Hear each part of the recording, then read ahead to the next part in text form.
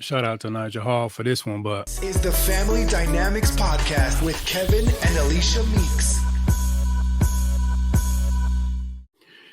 when I became a co-parent, like I didn't, as a father, like I had no clue that, like I knew like you had rights, but at the same time, it's like, when you see things in your neighborhood or you see your father or you see uncles or other cousins, the way they co-parent with their baby mama, right? And the way I seen it was they pay their child support or they come around when they feel like it. And the mama has all of the control. And it's kind of like you're reactive as a father.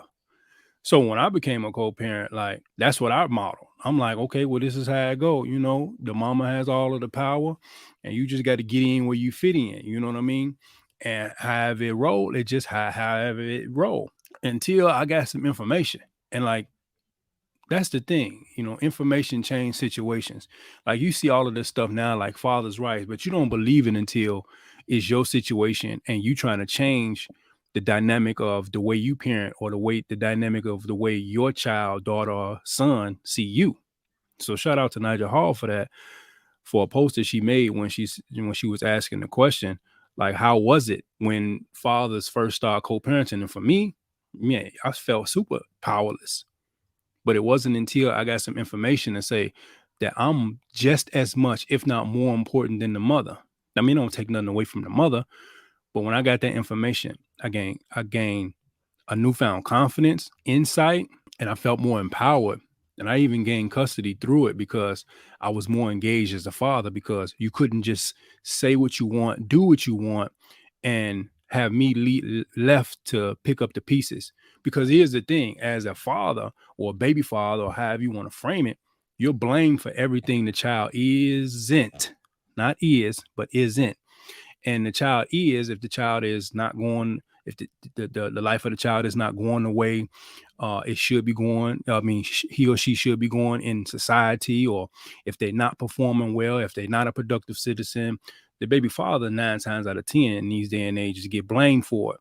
So it's imperative that us as fathers be more engaged and more involved as fathers right off the bat. And the relationship stuff and the stuff that we have and the feelings that we have towards our child's mother has to take a back seat. And I said this a million times. And for mothers, like, it has to take a back seat.